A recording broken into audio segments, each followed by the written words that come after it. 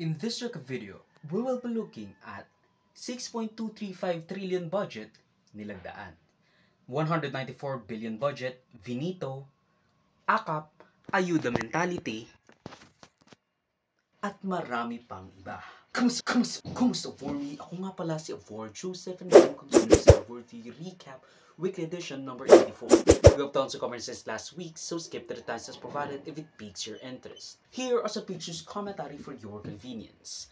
194 billion peso budget, Vinito, AKAP Ayuda, Mentality. Pinawasan ni PBBM ang ilang line items sa budget na inaprubahan ng dalawang sangay ng Kongreso, most notably the DPWH's 26 billion peso low priority on-the-line project sa agenda ng Pangulo.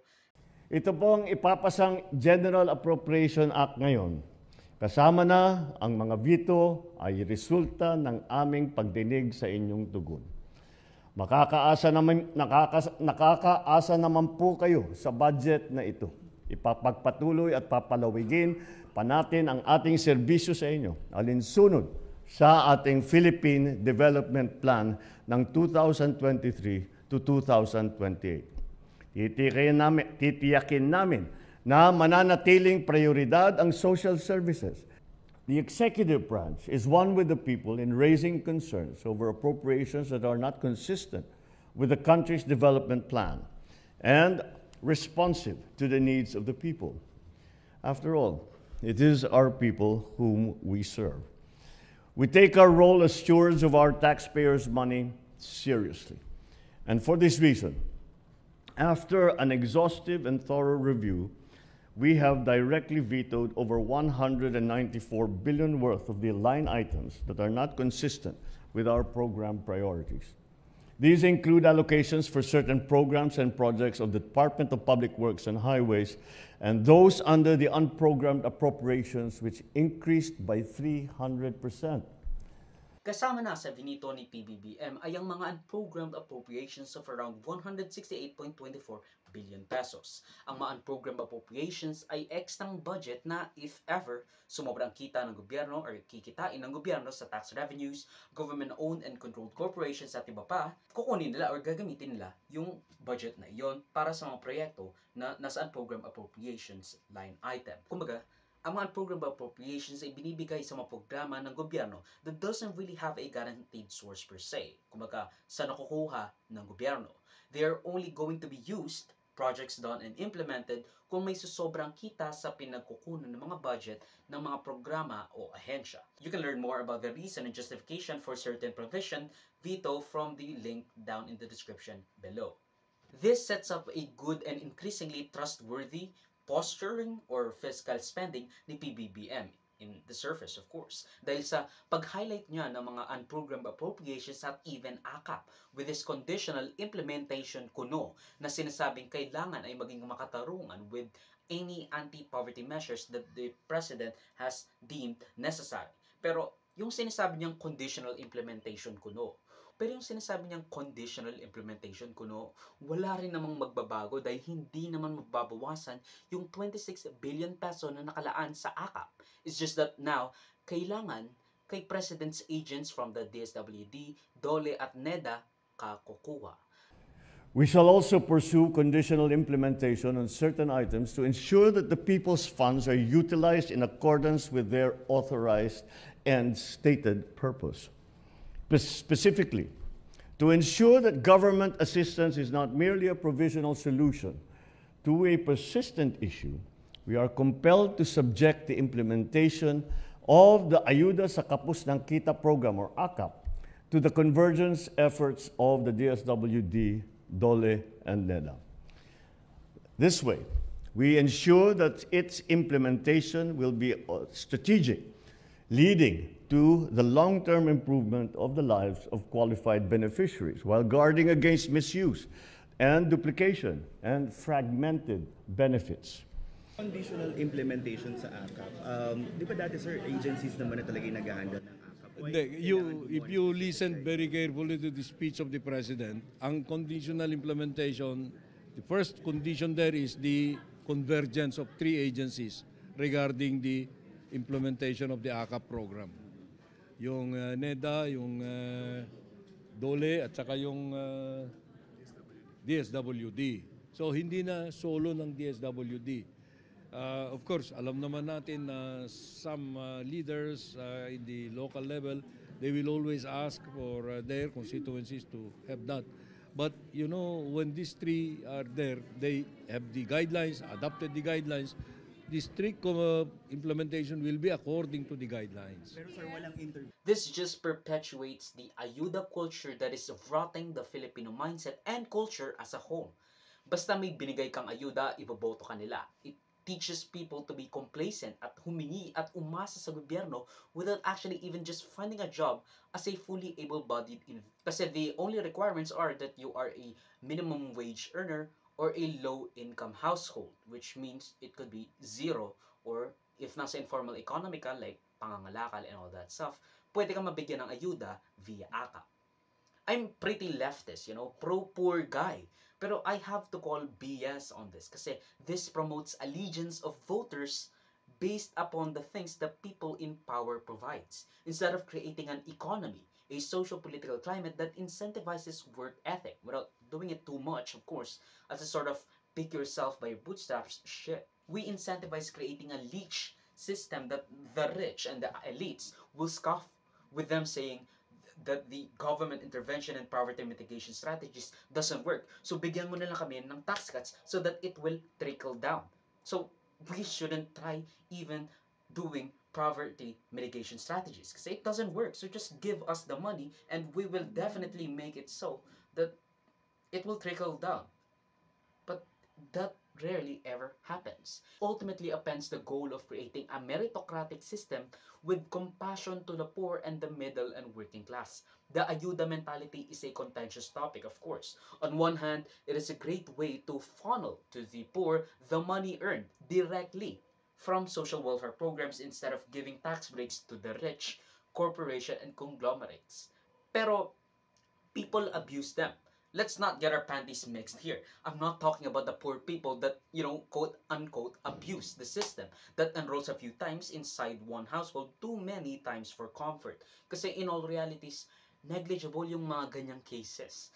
Ayaw kong awayin ang aking kapwa, middle, lower, and poor. The fact of the matter is, the people that benefits greater than the sum of the parts they gave was the people in power that gave those ayuda out of, quote, the kindness of their hearts, when in reality, may kapalit kasi utang na loob culture tayo. Sure, it's a great relief for people to get by and have a few thousand pesos. I'm not really sure how much they usually give, pero a month for expenditures like food, matrikula, and the likes. Kasi, again, malaking tulong yung mga ganung bagay.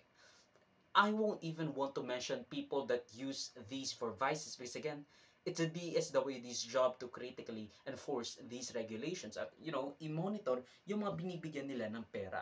Again, I don't want to blame the poor people that, enrolls a few times or even has vices. Kasi again, negligible yung mga ganyang cases, negligible sa kabuuan ng budget na inilalaan para sa AKAP. So, we shouldn't even villainize or demonize these type of people kasi again, katulad lang natin sila, even more indigent than us. Mention yung mga lawmakers dun sa kasi yun yung sinasabi ni Justice Carpio before na pork barrel pa rin. Ano yung tanong mo? Legal? I mean, nakalagay sa guidelines na No, don't be naive, no. Don't be naive. Always sa ating life in the Philippines, there must be some people who initiate. That's the thinking that you should have about this. Be broad-minded about it. Hindi naman na yung gobyerno alam niya lahat ng paghihirap. It should come from the lower levels. So sabi nga, Mr. Executive Secretary, kailangan nito ng AKAP. Hindi naman namin kilala lahat ng tao na nangangailangan, yung medyo may kahirapan ng konti. That's why we have this interaction. Ang nangyayari is inaabuso ng tao yung sistema. And I'm not talking about the tao na humihingi, na kumukubra sa AKAP.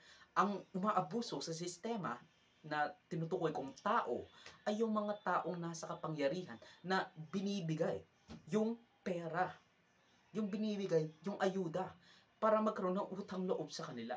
Pero the people associates these ayudas with either local and the national government, katulad ni mayor, ni kawad, ni barangay chairman, ni congressman, ni senador, in the national and local government officials that are the face of disbursements of said services. Kasi, again, hindi mo naman may enforce na bawal kang maglagay ng pangalan mo dyan, bawal kang mag-appear dyan. Just administrate yung pagbibigay sa ayuda. Pero that's not the case. Ang ginagawa nila, nilalagay nila yung mukha nila dito, tapos kunyari, parang nagkakaroon ng energy or ng understanding na sila yung nagbibigay ng ayuda na ito, when in reality, it's the government, it's the Philippines, it's the Filipino people that gives this ayuda, hindi sila. It creates an utang na loob system na in all realities, similar to what I'll be talking about the next NIDW in Major Tidbit, allows the same power structure and the same people in office, whether they think they didn't intend to or calculately does so. And it's easier to feel indebted to the official, yung mga namimigay or nagdi-disperse ng fund na iyon, rather than the government or the country.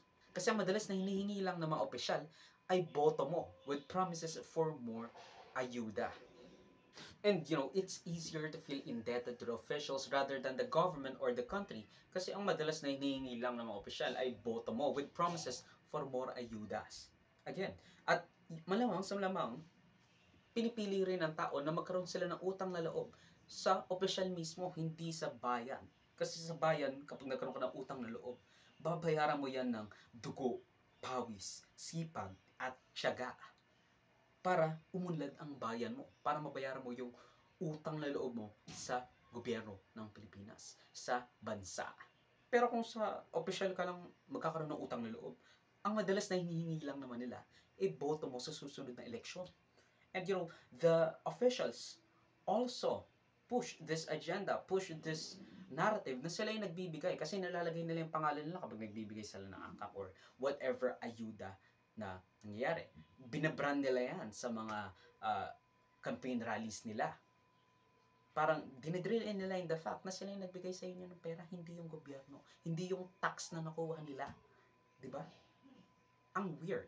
Pero, again, it's easier to feel indebted to the official rather than the government or the country. Kasi ang madalas na nanghihingi or na hinihingi lang ng mga opisyal ay yung boto mo with promises for more ayudas. And that's bad. Kasi imbes na mag-strive tayo for a better future, doon ka na lang sa opisyal. Kasi sa opisyal, ang utang na loob mo lang dyan, bumoto ka sa kanya. Pero sa Pilipinas, easy. 6.235 trillion budget, nilagdaan, edukasyon, nalugi. 6.235 trillion pesos o mahigit 17,082,191,780 pesos ang nilagdaang budget ng pamahalaan para sa fiscal year 2025 nitong December 30 ni PBBM. Nagtaas ang budget ng mahigit 8% kumpara sa 5.768 trillion budget para sa fiscal year 2024. Nagkagahol-gahol pa nga si PBBM dahil sa backlash na natanggap ng budget dahil ziniro ang subsidy ng PhilHealth para sa universal healthcare.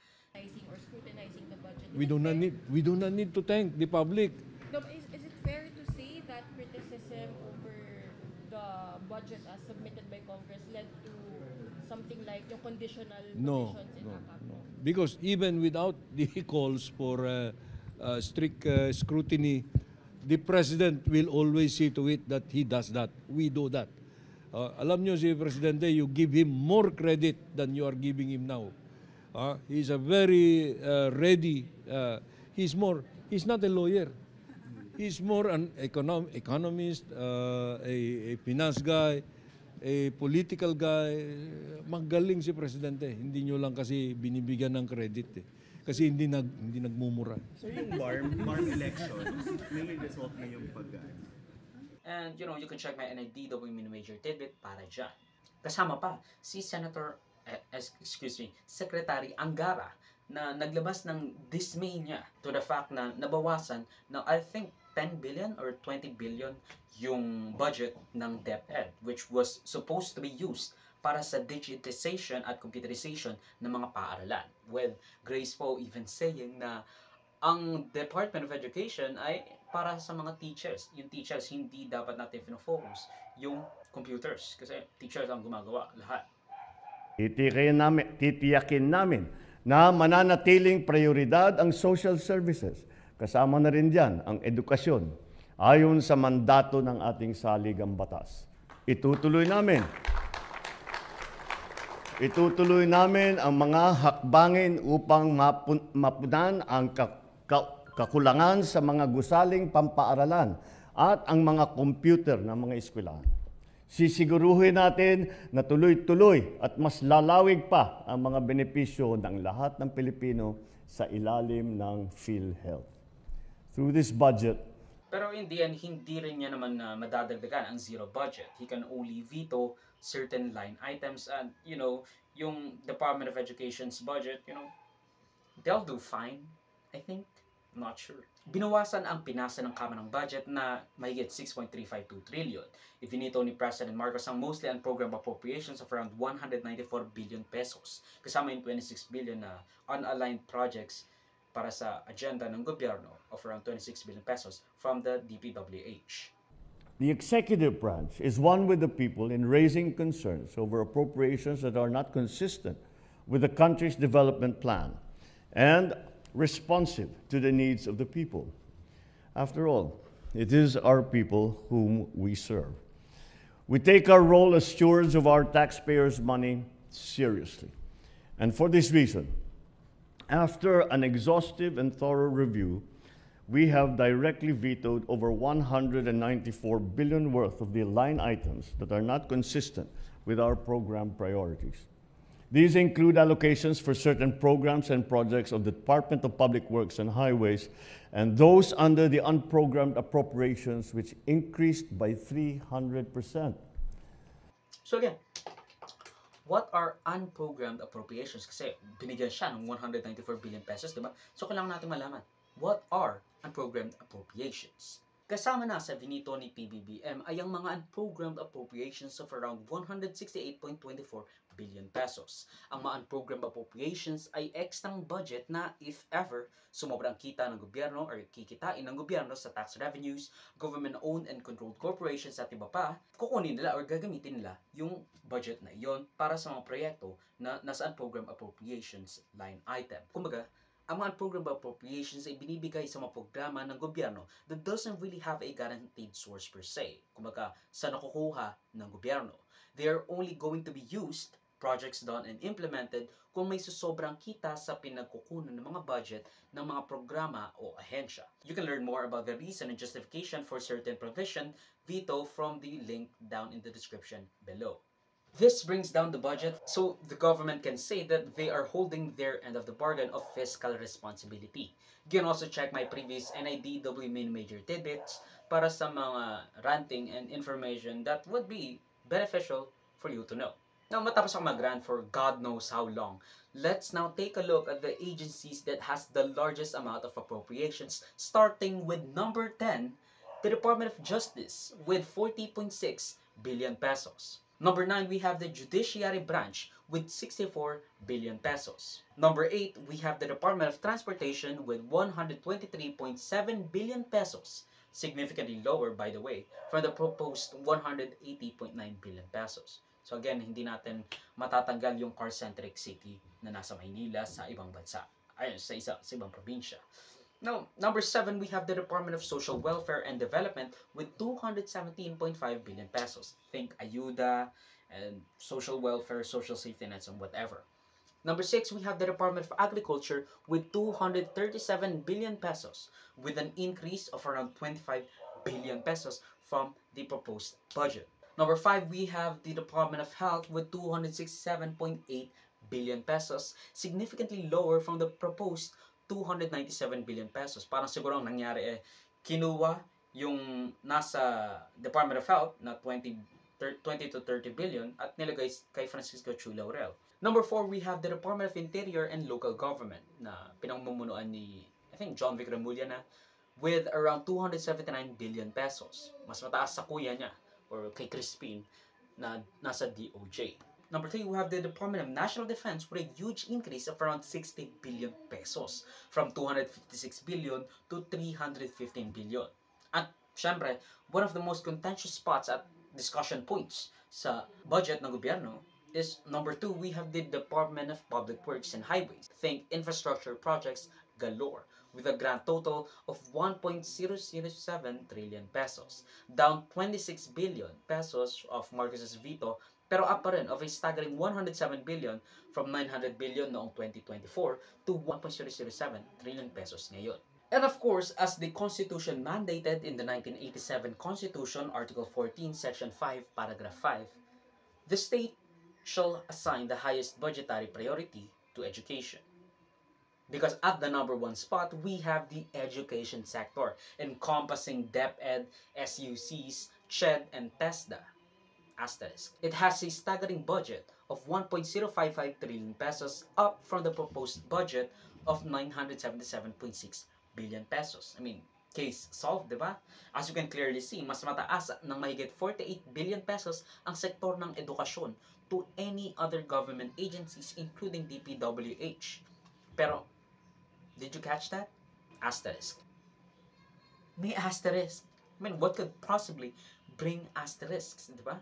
Well, as shed light on by GC Punong Bayan, assistant professor at UP and columnist at Rappler, ipinakita niya ang malaking asterisk proving the administration's malicious compliance sa konstitusyon. Yung asterisk sa education sector holds a big secret kasi madalas ganito ang siste. Tuwing budget appropriations, ang magkakasama lang sa education sector na binabundle up was the Department of Education, State Universities and Colleges, Commission on Higher Education at TESDA. Pero dito sa budget na nilagaan ni BBBM, isinama sa count ng budget ang Philippine Military Academy, Philippine National Police Academy, Philippine Science High School Systems na usually under DOST, at marami pang iba. Unusual and out of the usual practice ng DepEd, SUC, CHED at TESDA lang ang binibilang katulad last year.